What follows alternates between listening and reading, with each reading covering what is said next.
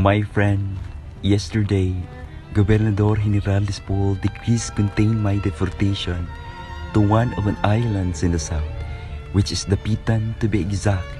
A few days from now, I will be on board steamer, sailing like a lily pad who knows nothing of his destination.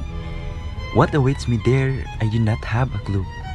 I hope it will do me good and produce me memories that I will happily take with me to my final hours.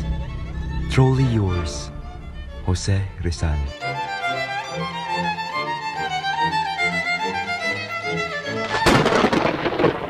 Ang sikat na may akda ng Noli Me Tangere at Il Filibusterismo. Ang pilibustero na nagtaksil sa kanyang sariling bayan. Ang numero 1 kaaway ng inang bayang Espanya. Isang kahingian para sa Katolisismo. Oo, kilalang kilala ko. Anong tingin mo sa dapitan, Dr. Rizal? Sa tingin ko ay masyadong tahimik at nakakalungkot ang lugar. Hindi ako makarinig kahit anumang bagay, kahit huni ng mga ibon, sadyang napakatahimik. Masasanay ka rin sa madaling panahon dahil ang mga tahanan ay nagsasara na ng alas 6 ng hapon. Patuloy tayo sa ibang usapan. Batay sa sulat ng Gobernador General, binibigyan ka ng pagpipilian kung saan mo gustong manatili, dito sa Casa Komandante o sa kumbento. Sa kumbento? Hindi ko pinahintulutan ng isang pilibustero na manatili sa aking tahanan.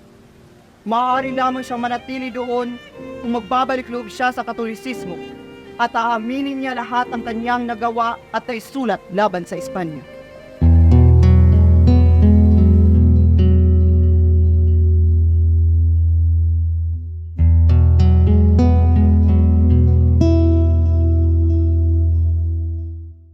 Nakasaad na ikaw ay ligtas sa Hong Kong. Porque volverá para ser en las Pilipinas. Hindi ako nag-aral para maging isang duwag, Kapitan. Sa Hong Kong guba gaganapin ang mga pinaglalaban kong reforma. Nagbalik ako dahil andito ang laban. Reforma? Anong reforma ang tinutukoy mo? Reforma, ang abandonadong ideya na kailanmay hindi na ibigay ng ina sa kanyang anak. Kung masagawa ito ng tama, tulad ito ng butong diniligan at yumabong bilang isang puno, kung hinayaan lang sana ng Espanya na umunlad ang kanyang nasasakupan. Dito punto, Don Pepe. Ngunit ang Espanya ay abala sa revolusyon at patuloy na pagbagsak ng ekonomiya sa kanilang bansa. Ngunit ito'y hindi nangangahulugang kinalimutan ang kanyang bayan. Pilipinas, haciendo siempre a la espera. Ano pang ibang reforma ang mayroon ka? Pagpapalis sa mga praile. Oh, may amigo, buenas suerte con iso. Alam mo na, sila ay laging naging bahagi na ng Espanya. Los frailes han hechos lo suficiente para mis compatriotas. Tulad ng uod na sumisira sa buhay ng halaman. Buenos dias, Kapitan. Buenos dias, Senyor. Ikaw ba ang sikat na alimang doktor? May bali-balisang na parito ang magaling na alimang doktor. Isa akong doktor, ngunit hindi aliman. Nag-aaral lang mga ako doon. O, Senyor, ang anak kong babae ay ilang nila nang may sakit. Nag-aaral na ako na baka ito'y lumanas. Natutulungan mo ba ako? Dalhin mo ako sa inyong tahanan. May mataas na lagnat ang inyong anak. Maari niyo po bang sabihin ang iba niyang sintomas? Dumurugo ang kanyang ilong at hindi namin alam anong gagawin. Natatakot kami na baka wala ng pag-asa.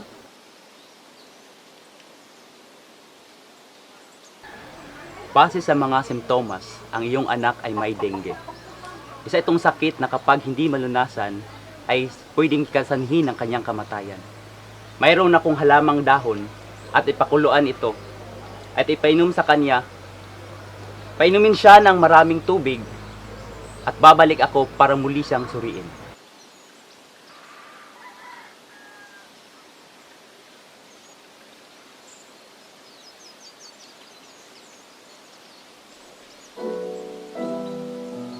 Sino ang susunod?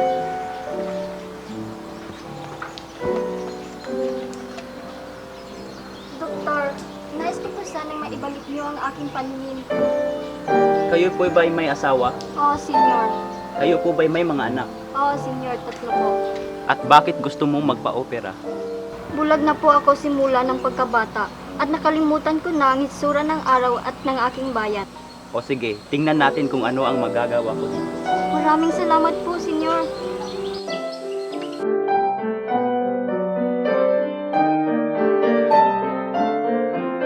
Gusto mo pa rin bang magamot kahit na isang pilibustero ang doktor? Oo, Pepe. Nakalimutan mo na ba kung sino ako? Kumusta ka, Pepe? Napagtagumpayan ko ang kalungkutan, Padre. At paano ka nila tratuhin dito? Si Kapitan Carnicero ay isang mabuting tao. Ang mga tao dito ay mabuti rin. Pero hindi ako sigurado kay Padre. Pepe, dapat mo asahan hindi mabuti ang pagtrato sa iyo ng mga prayle dito. Sila ang pinaka naapektuhan sa iyong mga isinulat. Ngunit masaya akong pumunta ka dito at bisitahin ako. Magiging matapat ako sa iyo, Pepe. Ipinadala ako dito ng mga arsobispo upang kumpirmahin kang bumalik sa Katolisismo. Alam niyo naman na masasamang prayle lamang aking pinatatamaan, Padre. Wala akong hinanakit sa Katoliko. Nais ko lamang itama ito. Oo, panandalian muna nating itigil ang usapan na ito, Pepe. Nais kong tamasin ang pamamalagi dito bilang guro na iyong nakilala. Ito pala yung pinagkakabalan, Pepe. Oo, Padre. 16 na hektarya ang lupain. Binili ko ito gamit ang napanalunan kong pera gamit ang lottery ticket. At dito, nagmula ang tubig. Maari din itong inumin. Katunayan, ikaw ay higit pa sa isang makata. Tila ito isang paraiso, Pepe. Ang malinis na hangin, ang malambing na tinig na huni ng ibon, at ang magagandang tanawin. Oo, marahil isang paraiso. Ngunit ako'y bilanggo dito. Huwag mong damdamin, Pepe. Ito ay iyong nakatadhana. Tanggapin mo ito ng buong puso. Kami ay magbibigay sa iyo ng higit pa kapag matapos mo ang iyong gawain.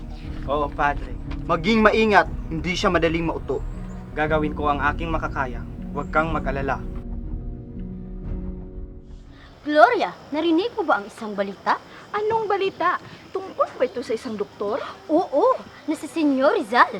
Narinig ko siya ay napakagaling na doktor. Siya ba ang nagamot sa anak ni Rosario? Oo, namuntik nang mamatay.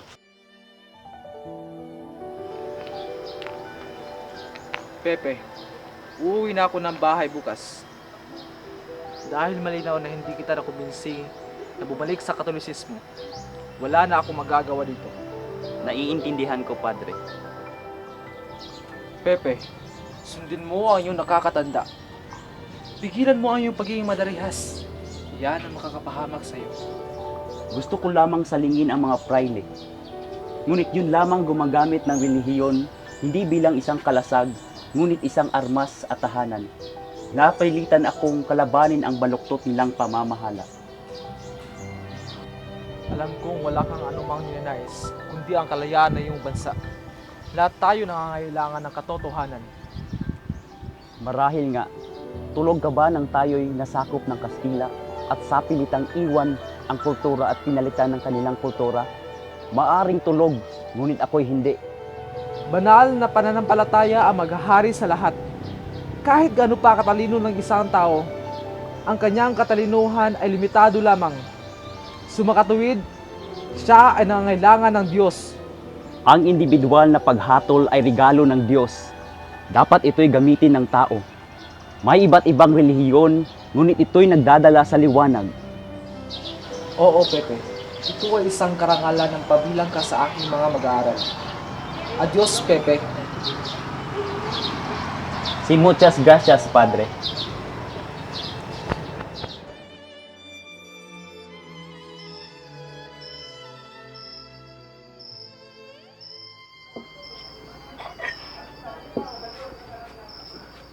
Hindi ko maintindihan, Don Ricardo.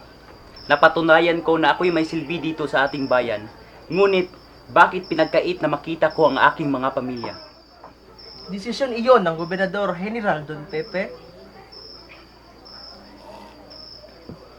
Kung ako lang ang may karapatan na pumili, tiyak, papayagan ko ang iyong pamilya na sumama sa iyo dito. Matanda na ang aking mga magulang. Malabo na ang paningin ng aking ina. Nais ko silang makita. Nais ko makita ang aking mga kapatid. Magpapadala tayo ng isa pang sulat, Pepe. Huwag mawala ng pag-asa. Salamat, Don Ricardo. Hindi ko makakalimutan ang iyong kabutihan. Sa akin, hindi ka lamang bisita. Ikaw ay isang kaibigan. Magtiwala ka, Pepe.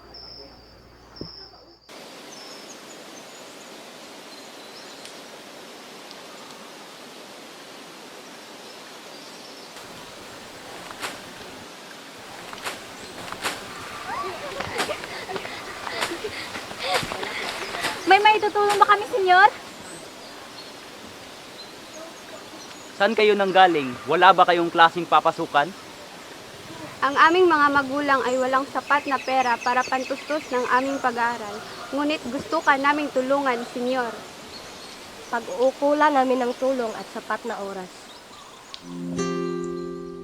Ang tao'y nilalang ng higit sa karaniwan. Nag-iisa niyang buhay, walang katumbas, walang kapantay. Di na'y babalik, di nahihiram. Buhay ay iisa lang.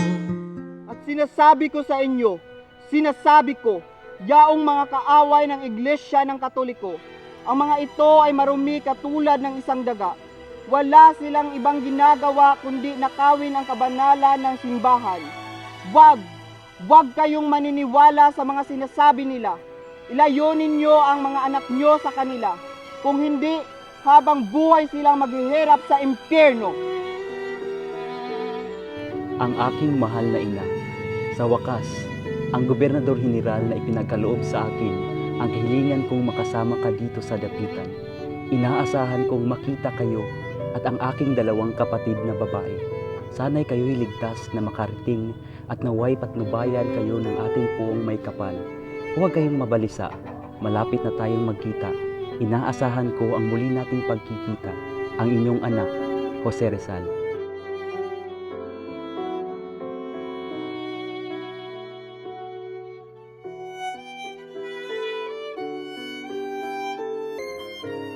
Kumusta inyong biyahe, Inay? Kumusta ang aking ama? Oh, Pepe, siya'y mabuti naman. Ngunit alam mo naman na iyong ama ay matanda na. Pinapasabi na lamang na lagi kang mag-ingat. Maayos ba talaga yung kalagayan dito, Pepe? Mabuti naman ang aking kalagayan, Ina. Mas napabuti nang dumating kayo. Ngunit, gusto kong ikamusta si Leonora. Naalala niya pa ba rin ako? Pepe, alam mo namang ipinakasal siya sa isang Britanyo. Tama ba ako? Ni kailan may hindi siya naging masaya. Kung gayoy, nasaan siya ngayon?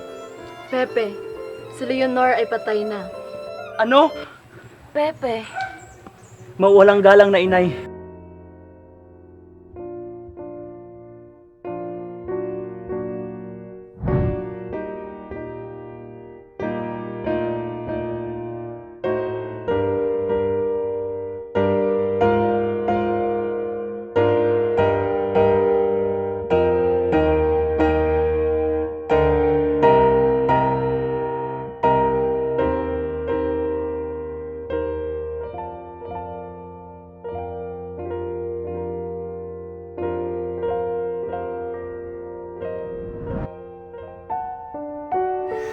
tahimik ang lugar na ito, Pepe.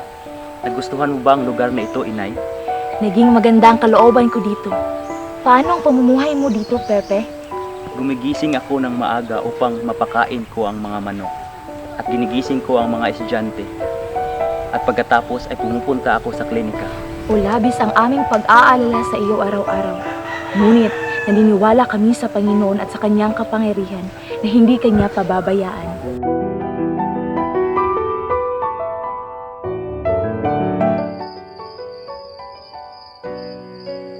May katarata ka na, Inay. Sigurado ka bang nais mong sumailalim sa operasyon?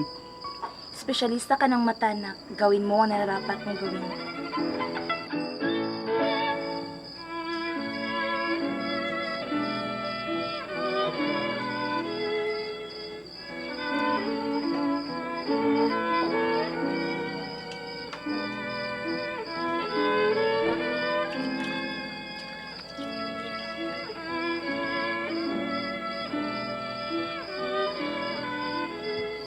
Pepe? Narcisa? Maria? Mga anak ko, gusto ko na makakita. Nasaan kayo? Inay! Wag po! Inay, magpagaling muna kayo. Ngunit, hindi ko na alam anong nangyayari. Gusto ko na makakita. Ito ang problema kapag ang isang doktor ay ginagamot ang pamilya.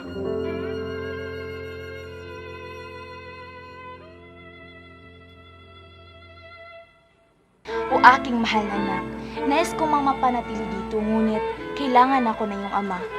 Natatakot siya na baka mahuli ng lahat. Naiintindihan ko, Inay. Mangyaring halikan ang kamay ng tatay at sabihing ikinalulungkot ko ang mga problemang naidulot ko sa kanya sa kabila ng sakripisyo niya. Tahan, walang magandang maidudulot ang iyong mga tinuran. Labis ang aming pasasalamat sa Diyos dahil ipinagkaloob niya sa amin ang isang matalinong anak katulad mo. Kayo at iyong mga kapatid ay regalo sa amin. Mag-ingat ka, aking anak. Diyos na nakabantay sa iyo. Katarungan ay ibabalik. Mga anak, kayo na ang bahala sa iyong kapatid. Mag-ingat at alagaan ninyo iyong mga sarili. Pakisabi kay tatay nanay na labis akong nangungulila sa kanya. Ako rin po, ina. Mga kapatid! Inay! Labis akong nangungulila sa inyo. Kamusta ka sa Tornina? Ayos lang ako, Maria. Kamusta ang itay? Ang itay ay nanghihina na. Inay, nais ko ninyong bumalik sa Binondo. Nasasabit rin ako makita yung itay. Mag-ingat kayo, aking mga anak. Mahal ka namin, Inay. Mag-ingat kayo sa inyong paglalakbay.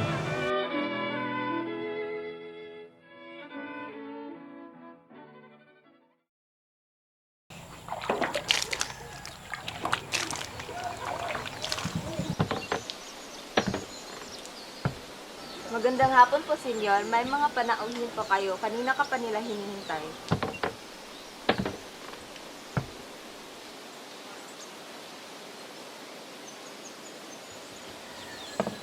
Pepe, narito ka na pala. May panauhin tayo. Sila pa ay galing sa ibang bansa. Buenos dias, senyor. Ako nga pala si Manuela Orlac. Nandito ako ngayon dahil kasama ko sila. Akala nila doon ang yung klinika. Kaya naman nagpresenta akong isama sila dito. Doctor, this is Mr. George Stopper and her daughter Jefferson Bracken. It is a pleasure seeing you, Josephine. The pleasure is all mine. You're operated by a doctor in Hong Kong as one of the best ophthalmologists in Asia. I had to see you. Could you help me to regain my eyesight? I will have to do a check-up, and I will do my best, Mr. Topher. And how does this beautiful lady beside me find Philippines? It is very alluring, like a flower, so exotic and vibrant. You have a very wonderful country. Muy parecido, Ate Josephine. I'm sorry, what did you just say a while ago? You must teach me Spanish. Oh, it's nothing. I heard that you are Filipino doctors who did wonders with eyes. And so, Mr. Toffer would like to see you as soon as possible. He said you are key to his restored eyesight. I do not do wonders. I help people see. We tend to neglect the beauty of our eyes and the beauty it's behold. Talk as if you were a poet. I can sense you to be a man of the music. I used to do painting before, but when my mother died, I lost the spirit to return to it. Is Mr. Topher not your biological father? Yes, you're right. My real father refuses to care for me, but Mr. Toffer treated me as his own daughter. Ah, I see.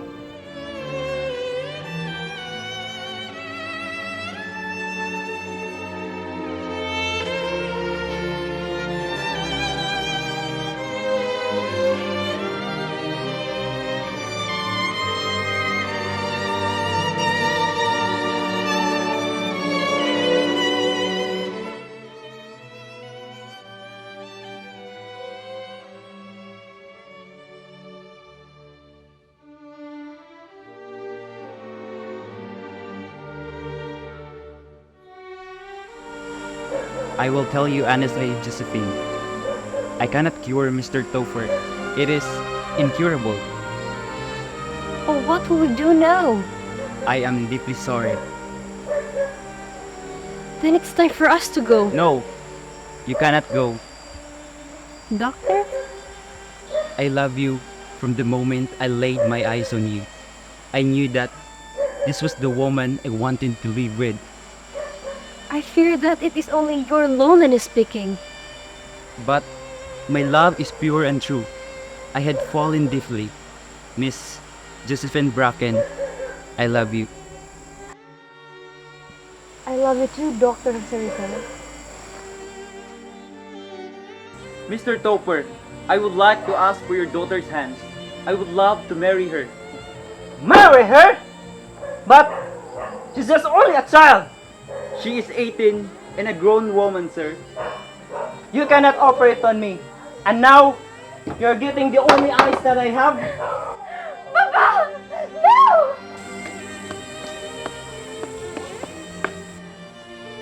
I'm sorry, but I cannot leave him just like that. He's the only one that I have. It's just right for me to return the deed. Will we ever see each other again? The waves, no matter how far they reach, they will always come back to the shore, and if we are truly meant for each other, then God will plan a way. I will be waiting. Goodbye, Jose. Think beautiful memories of me, How could I not? You'll always carry my heart with you. and mine with yours.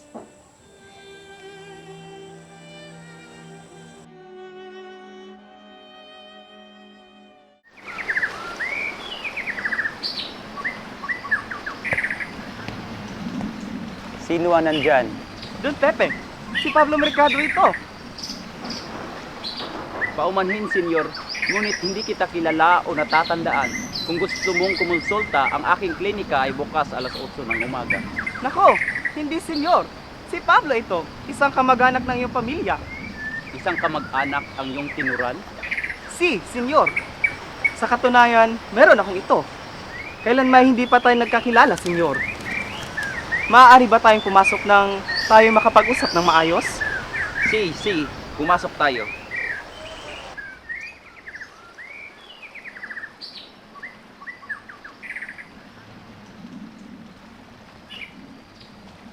Kumusta ang pananatiling dito, Pablo? Ako ay nagagalak at labis na nasiyahan, Don Pepe. Pero alam mo, Don Pepe, ako ay labis na naniniwala tungkol sa kalayaan na ipaglaban ang Pilipinas mula sa Espanya. Gusto ko lang ng reforma at maayos na kayusan sa dalawang bansa. At tila'y ikay nauuhaw na. Nais mo ba ng isang basong tubig? Tiyak, senyor.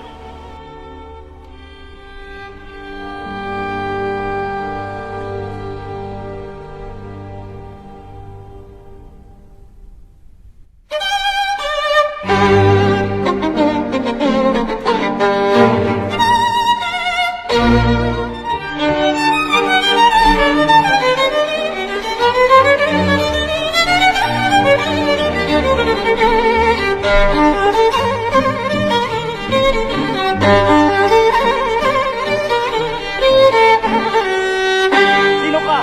Sino? Ang tunay kong pangalan ay Florencio Namanan. Ipinadala ako ng mga fraile mula Maynila. Binayaran nila ako upang harangin ang iyong mga sulat at makulong ka at magdusa ng tuluyan. Traidor!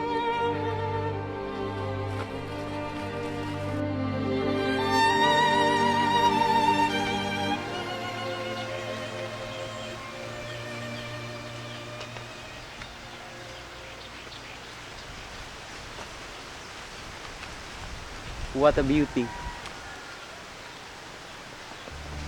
Oh, Josephine!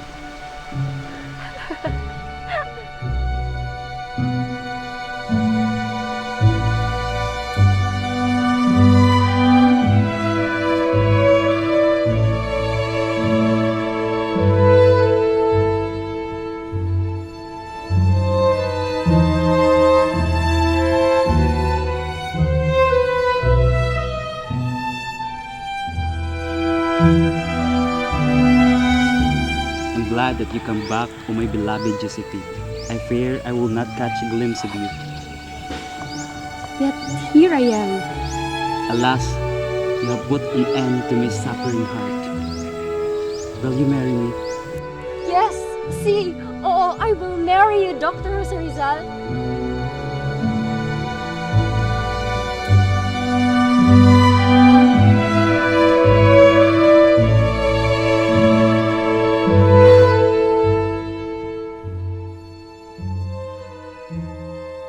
Ikinalulungkot ko. Ngunit, hindi ako makapagpapakasal ng isang pilibustero. Yan ang batas ng simbahan.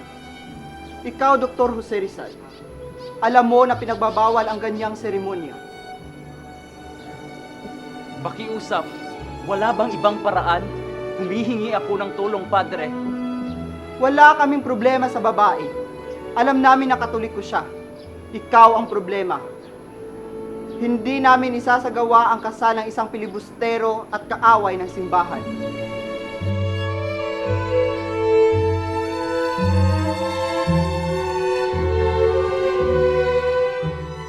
Do you, Josephine Bracken, take me as your husband? Yes. And do you, Sir Rizal, take me as your wife in sickness and in health, for richer and for poorer? With this serenity as our witness, yes!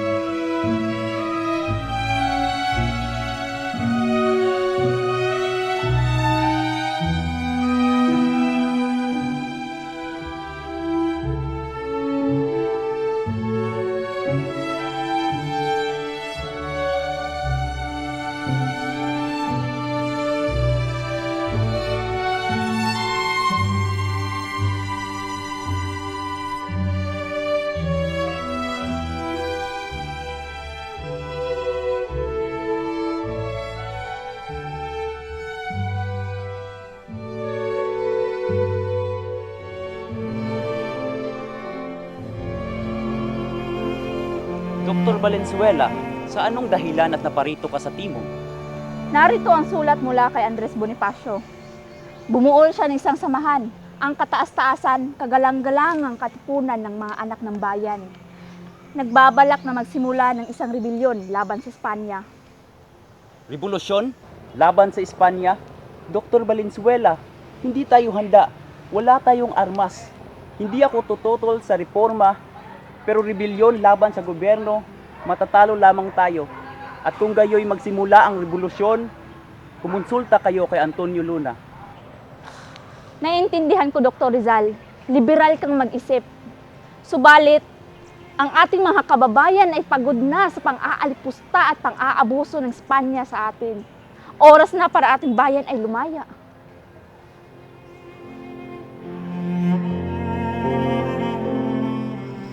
Maria, alam mo ba si Josephine ay isang espiya? Saan mo nakuha ang balitang iyan? May tenga ang lupa, may pakpak ang balita.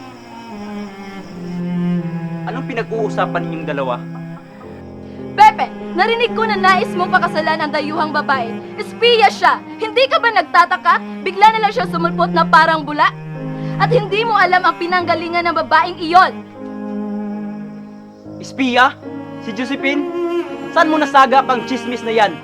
Pepe, huwag mo siyang pamataasan ng boses. Mas matanda siya sa'yo.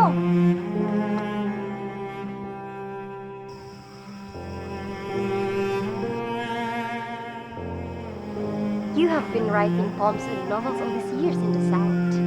Don't you miss your family? I do, but I can just go back and live with them. Why not just go back to Catholicism? This is the root of all of this. If you stop attacking the church, you'll be free. I am telling you, my father sacrificed almost everything to educate me. And my mother raised me not to turn a blind eyes to my countrymen. I have come this far. I fear nothing. I fear no death. But why can't you do it for me? For our future child? Who say everything's going to be easy for us? Easy? You see? See, Josephine, I understand whatever you want, but my countrymen need me more. I hope that through my work, they will awaken to the truth. For your countrymen? But what about me? What about our future child who still listen? Why are you forcing me to return to Catholicism? I remember once my siblings told me that you are a spy. Isn't it true? Is this why it is happening? Jose, I truly love you. How can you say all of those words to me? I left and defied my papa just for you. How can you say that? So why are you forcing me? Josephine!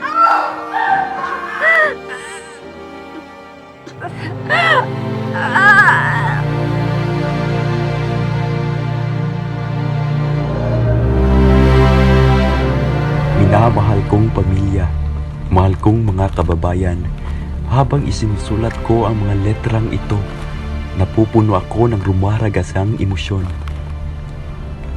Nakahanap ako ng kaginhawaan at layunin dito sa dapitan. Nakita ko ang kislap ng pag-asa sa mga mata ng mga batang aking tinuruan, ang pasasalamat ng mga may sakit na aking nagamot. Ngunit ngayon, kailangan kong umalis sa kanlungang ito.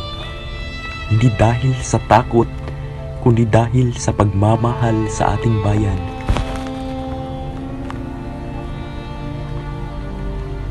Lilisan ako upang harapin ang aking kapalaran. Hindi alam kung ano ang mga hinaharap. Ngunit dala ko ang pagmamahal at mga aral na tutunan ko. At kaya, paalam ko sa iyo, dapitan. Mananatili ka sa puso ko magpakailanman. Lumuha ka, aking bayan, buong lungkot mong iluha, ang kawawang kapalaran ng lupain mong kawawa. Lumuha ka ng sambuntong Gargar! Establisher! Listo! Consumatum es. Fuego! Ay palalong nagdiriwang sa libingan ng maliit. Ang malaki may libangan, ang lahat mong kayamanay kamal-kamal na naubos. Ang lahat mong kalayay sabay-sabay na natapos. Lumuha ka kung sa puso ay nagmaliw ng layon, kung ang bulkan sa dibdib mo ay hindi na umungol, kung wala nang maglalamay sa gabi ng pagbabangon. Lumuha ka ng lumuha, ang layang mo ay nakaburo.